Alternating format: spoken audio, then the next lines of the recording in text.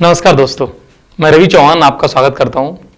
दोस्तों, आज हम लोग डेफिनेट इंटीग्रेशन को प्रॉपर्टीज के पॉइंट ऑफ व्यू से स्टडी करेंगे, समझेंगे कि क्या होती हैं इसकी प्रॉपर्टीज और ये कैसे हेल्प करेंगे हमें इंटीग्रेशन को करने के लिए।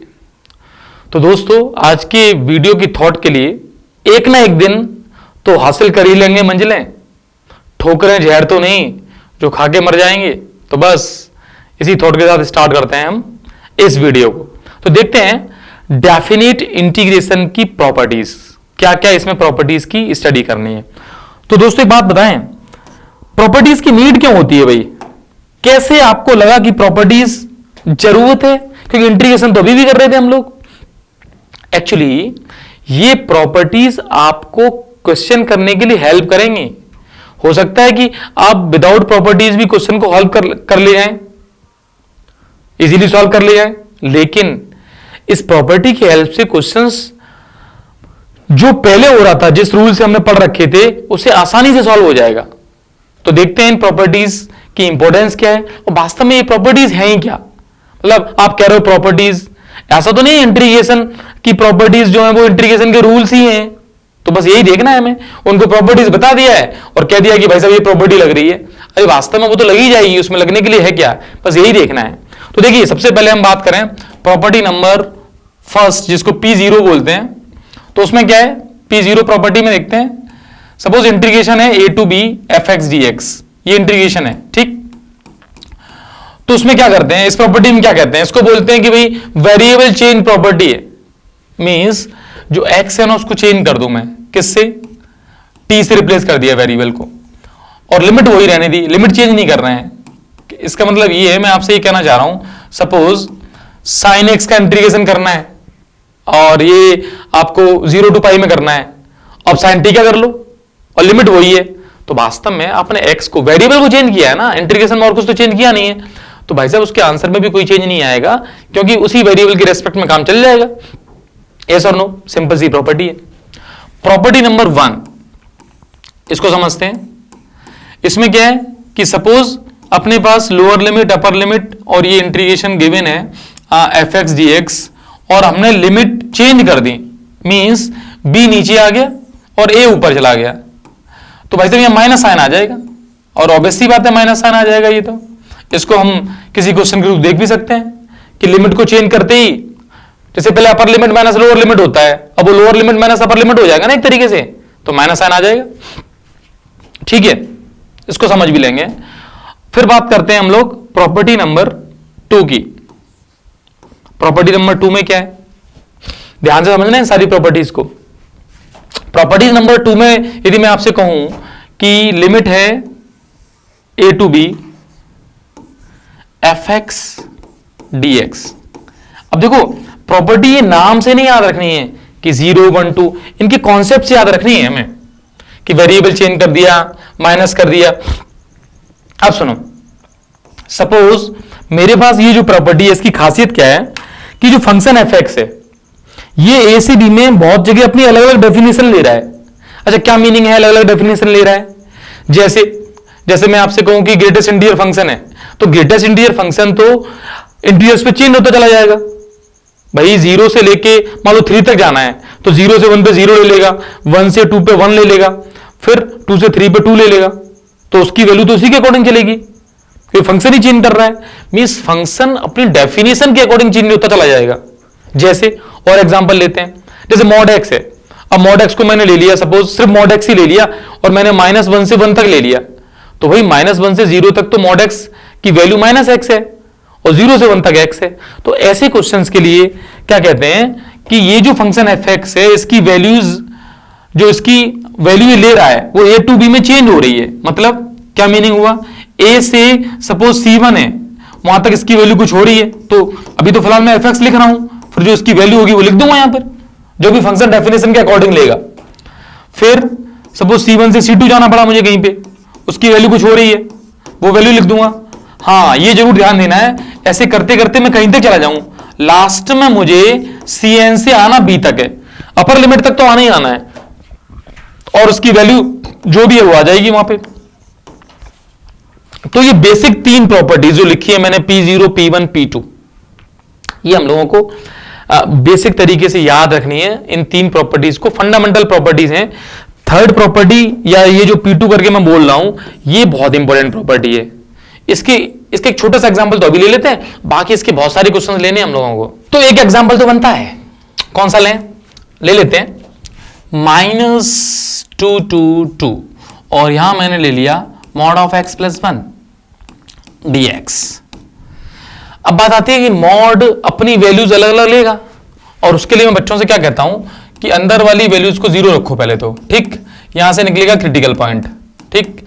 इस क्रिटिकल पॉइंट के लेफ्ट हैंड साइड में और राइट हैंड साइड में वैल्यूज रख के देख लो, और नहीं तो याद करो इसके ग्राफ को। इसका ग्राफ यदि तुम्हें याद आ जाए ना, तो इसका ग्राफ भी ऐसे आएगा, इस तरीके से आएगा। -1 के इधर जो है वो ये नेगेटिव हो जाएगा -1 के। अच्छा ग्राफ छोड़ो, तुम क्या देखो -1 से इस तरफ -2 तक कोई भी बीच की वैल्यू उठा के रखो इसके अंदर, ये नेगेटिव हो जाएगा, तो इसको नेगेटिव ओपन कर देना, मतलब यहां पर आएगा -x -1, और उसी तरह से इधर पॉजिटिव आएगा तो इधर आएगा x प्लस 1। बस इसको इसमें लिख लेते हैं, मतलब -2 से -1 और ये -x -1 हो गया। ऐसे ही आगे -1 से 2 ये हो जाएगा x प्लस 1। बस इसको इंटीग्रेट कर देंगे तो कितना आएगा ये -x² - x limit -2 to -1 plus x² plus x और लिमिट आएगी -1 से 2। इसको सिंप्लीफाई किया, -1 डाला इसमें तो ये होगा -1/2 प्लस 1 माइनस यहां पर डालेंगे तो ये -4/2 और माइनस माइनस हो जाएगा +2। तो ये तो दोनों लिमिट डल गई इधर, फिर लगाया प्लस साइन, यहां पे अपर लिमिट डाला तो 4/2 + 2 ये तो आ गया इधर, और इधर डाला तो माइनस ये हो जाएगा 1/2 - 1। ठीक है, इसको सिंप्लीफाई कर लेते हैं तो ये बचेगा कितना 1/2 बचेगा इधर। इधर देखो ये तो कैंसिल हो गया भाई, 0 ही बचा, तो प्लस यहाँ पे 2 + 2 4 हो जाएगा। और इसको देखो, इसको देखा तो ये प्लस का 1/2 बचा, तो 1/2 + 1/2 5 आंसर आ जाएगा। इसको क्रॉस चेक भी किया जा सकता है 5 आंसर कैसे आ रहा है। एक्चुअली -2 वाली लाइन जैसे मैंने ये मान ली, -2 यहां पर है पॉइंट को, तो एक ट्रायंगल तो इधर बन जाएगा, दिखा रहा हूं देखो, माइनस यहां -1 था, ये ग्राफ आया था ऐसे चला गया था, ठीक। अब मान लो -2 ये है, अब -2 पे तो ये बन गया, एक ट्रायंगल इधर बन जाएगा -2 से -1 तक, और दूसरा -1 से 2 तक इधर बनेगा ट्रायंगल, सपोज ये है। तो इस ट्रायंगल का area 1/2 base into height, base कितना है 1 और हाइट भी कितनी आ जाएगी 1, तो ये 1/2 एरिया आ जाएगा इतना, इतना सा फील्ड का, तो 4.5 उसका आ जाएगा। देखो 1/2 बेस कितना 3 और हाइट भी 3 हो जाएगी, जब उसमें 2 रखोगे x + 1 में तो 3 आ जाएगा 3, तो ये 9/2 यानी 4.5, तो 4.5 वहां से, आधा यहां से, कितना आ गया 5 ही आ रहा है। तो अच्छा ये रही बात कि हमने तो ग्राफ हमें आता था और हमने बना दिया, और बस ऐसे ग्राफ्स की वजह से बच्चों में कंफ्यूजन हो जाता है कि सर ये तो एरिया कोई बताता है, ऐसा नहीं है, यहाँ पे ग्राफ ही पूरा ऊपर है, इसलिए भगवान की कृपा से इसने एरिया बता दिया है, बताता नहीं है बेचारा, ये तो कैलकुलेटर ऑफ एरिया है। तो ये बात समझ में आई। तो 3 प्रॉपर्टीज पे हमने अभी थोड़ी सी स्टडी की है, डीप स्टडी करना बाकी है। डीप स्टडी का मतलब तो इसको कहते हैं कि आपको ग्रेटेस्ट इंटीरियर वाला क्वेश्चन भी करना चाहिए। तो ग्रेटेस्ट इंटीरियर वाला क्वेश्चन ले लेते हैं। सपोज मुझे सिंपल बात करूं, जैसे 1 से 3 ले लूं, बच्चों को जो सिंपल तरीके समझाना चाह रहा हूं, पहले मैं सिर्फ ग्रेटेस्ट इंटीरियर लेके। तो मुझे एक बात बताओ, जिन बच्चों को समझ में नहीं आता है, मुझे ये बताओ कि 1 से 2 में क्या रखोगे तुम, क्या रखोगे बताओ। 1 से 2 में वही इसकी वैल्यू रखोगे ना, तो 1 से 2 में क्या होगा, ये जब सोचो 1 से 2 तो इसके लिए क्या लिखोगे, यही लिखोगे क्या भाई। 1 से 2 में ग्रेटेस्ट इंटीरियर क्या लेता है बताओ, 1 लेता है ना, तो 1 लिखना पड़ेगा यहां पे। बस यही बच्चा समझ जाए कि 1 लिखना पड़ेगा, तो 1 लिख देगा। ऐसे ही 2 से कहां तक जाना है 3 में, 2 से 3 में क्या लेगा, तो 2 से 3 में से 2 लेगा, तो 2 लिख दो भाई। अब ये इंटीग्रेट करने में क्या जा रहा है, 1 का इंटीग्रेशन x, या लिमिट डाल दो 1 से 2, और 2 का इंटीग्रेशन 2x लिमिट डाल दो 2 to 3, फिर upper limit minus lower limit plus में क्या आएगा 2, फिर upper limit minus lower limit solve करेंगे 1 प्लस ये 1 प्लस 1 ये 3 आ गया, ये इसका आंसर आ गया। अब यहां पर ग्रेटेस्ट इंटीरियर को कोई यदि चेंज करे थोड़ा सा, मतलब चेंज कैसे कि ये जो है इसको मैं सर 2x लिख दूं तो, और ग्रेटेस्ट इंटीरियर लगा रहने दूं तो क्या करेंगे सर हम लोग, और लिमिट वही है 1 से 3 है सर लिमिट। अब बताओ सर कैसे करेंगे इसको, तो कुछ नहीं, अंदर 2x से पूछ लेंगे भाई साहब तुम्हारी वैल्यू क्या क्या है। देखो अरे 1 है, ये -1 कैसे कर दिया, 1 से ले रहे हैं। तुम एक बात बताएं, सबसे पहले बच्चे के दिमाग में यदि दो चीजें फिट हो जाएं कि जो लिमिट होती है वो तो x की होती है, तो x की वैल्यू जा रही है 1 से 2, इस केस में 1 से 3, 1 से x की, और अंदर बैठा हुआ क्या है 2x है, तो 2x की वैल्यू कहां जाएगी, मींस x की वैल्यू जा रही है 1 से 3, तो 2x की वैल्यू कितनी जाएगी भाई साहब 2 से 6 जाएगी, ये 2 घर चला गया वापस ले आया मैं, 2 से 6 जाएगी।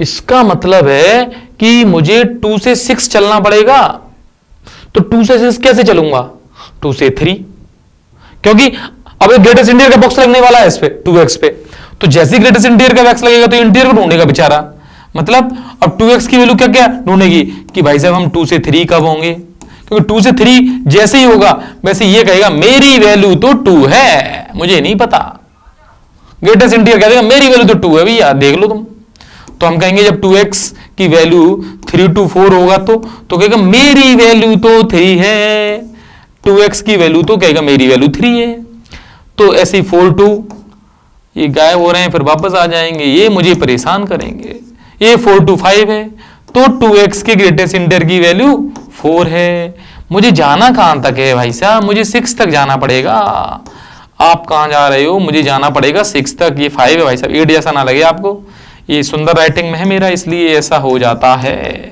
इस राइटिंग का कमाल और कुछ इस सांप का कमाल, अल्टीमेटली मुझे ये पिक्चर समझ में आ रही है, बस यहां से x निकालता जाऊंगा मैं, तो x निकालते ही स्टार्ट करेगा 1 से 3/2, तो अपना जो इंटीग्रेशन है वो फैल जाएगा, तो फैला देते हैं भाई साहब, यही फैला दें क्या, तो इसको कहां जा रहे हो आप, इसको साफ करके यहीं फैला देते हैं, क्योंकि मैं अगले पेज पे जाऊंगा फिर मुझे ये दिखाई नहीं देगा और फिर बार बार इधर उधर करता रहूंगा मैं, तो समझ में नहीं आएगा। आप लोगों ने ये तो नोट कर ही लिया होगा, नहीं तो वीडियो बन ही रहा है तो देख लेना भाई साहब। अब यहां से x की वैल्यू जो है वो तुरंत निकालो, तो x की वैल्यू 1 से कितनी आ रही है देखो 3/2, बस तो x की वैल्यू 1 से 3/2 सामने 2, तो बेटा अब इससे अच्छा एक्सप्लेनेशन नहीं होगा, समझ जाना, मीन्स यदि इंटीग्रेशन को मैं यहां नीचे लिखता चलूं तो 1 से 3/2 और ये आ जाएगा 2dx प्लस, आगे देखो जब इसको करोगे तो 3/2 से 4/2, तो 4/2 यानी 2, और यहां आएगा 3dx, ये 3dx हो जाएगा, प्लस 4/2 से 5/2, और ये कितना आएगा बेटा 4dx, rdx नहीं आ रहा है, प्लस ये 5/2 से 6/2, 3, तो कितना आएगा 5dx, rdx के लिए बहुत दूर तक चलना पड़ेगा, 1 2 3 4 5 में r कैसे आएगा, तब rdx था बेटा, अब इंटीग्रेशन नहीं करूंगा मैं भाई साहब, इसके छोटे छोटे इंटीग्रेशन है, 1 को ही तो इंटीग्रेट करना है, अब कहना सर प्लीज पूरी कैलकुलेशन करके दिखाया करो, मजा नहीं आता है, तो ऐसा तो नहीं है, अब ये कर लेना, अगले किसी क्वेश्चन में मजा ले लेते हैं हम लोग, बात समझ में आ रही है? बहुत प्यारा सा क्वेश्चन था और प्यारा सा कॉन्सेप्ट दिया है आपको, अब इसमें और कुछ खराब बात करनी है क्या ग्रेटेस्ट इंटीरियर में, देखो प्रॉपर्टी थर्ड, इसलिए मुझे बहुत अच्छी प्रॉपर्टी लगती है ये, जो P2 जिसका नाम है, कैसे P2 इसको पीट नहीं सकते हम लोग, तीसरे नंबर की प्रॉपर्टी तुम कह सकते हो, जिसने हमें सिखाया कि फंक्शन को फंक्शन के अकॉर्डिंग रेस्पेक्ट दो, आप जैसे हो उसी के अंदर आपको रख के हम इंटीग्रेट कर देंगे, this is the property number P2। अब जो बात कर रहा हूं मैं, जिसको मैं बोलूं कि प्रॉपर्टी थर्ड है, थर्ड तो होगी, मतलब उसके अकॉर्डिंग प्रॉपर्टी 4 है, या फिर ये बहुत इंपॉर्टेंट बात है भाई, ये किंग प्रॉपर्टी बोल सकते हो आपको, जहां कुछ ना लगे तब इसको लगा देना आप, ये वो काम करके देगी ना जब सोच भी नहीं पाओगे, मतलब ऐसा कहने से बच्चा याद रख लेगा बस कि अच्छा सर कह रहे थे कि सोच भी नहीं पाओगे, हम तो सोच लेंगे भाई, हमें सोचने में क्या जाता है, हम तो सोचते ही रहते हैं, सोच सोच के ये इतने बड़े हुए हैं हम।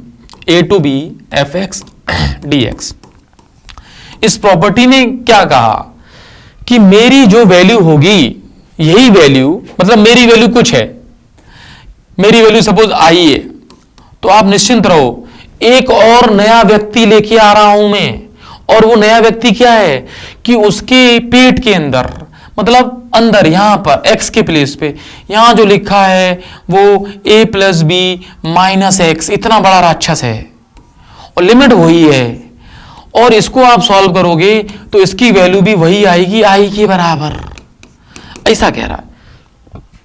तो ये बताओ, यदि ये क्या हुआ भाई साहब, कहां से आए आप, ये बर्दाश्त नाकाबिल चीजें आ जाती हैं, हटा दूं क्योंकि जब तक ये नहीं हटेंगे ये नहीं जाएंगे क्या, तुम कहां से आए हो, तो छोड़ो आने दो इसको, अगले पेज की तरफ चल लेंगे, फिलहाल ये रहने दो।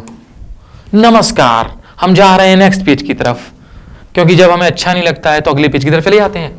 तो ये बताओ हमने क्या सीखा कि भाई साहब वो दोनों बातें एक ही हैं, मतलब हमने ये सीखा कि जिसको मैं P3 बोल दूं या फिर अभी जिसकी P4 दोबारा बन जाएगी, उसमें a to B F x D X बराबर होता है किसके बराबर होता है, ये बराबर होता है F A plus B minus X D X के, बस ये बराबर होता है। एक बच्चा कहता है सर क्यों बराबर होता है, बराबर कैसे होता है भाई, तो बराबर करके देख लो, जिससे कि आज के बाद तुम्हें ये कहीं मिले तो तुम ये ना कहो कि इसकी जगह ये रख लेते हैं तो कुछ नई चीज रख ली है भाई हमने, तो उसको चेक करो आज, और ये क्वेश्चन भी है। तो क्या करेंगे हम, हमें इससे दिक्कत है तो हमने आज के दिन के लिए तो पढ़ रखा था सब्स्टिट्यूशन मेथड, हमने कहा हम तुम्हें टी मानते हैं, हमें बहुत बड़ी दिक्कत है तुमसे, मान लिया टी, तो उसको डिफरेंशिएट किया, इसका जीरो इसका जीरो, एक्स का माइनस डी एक्स और टी का डी टी हो गया।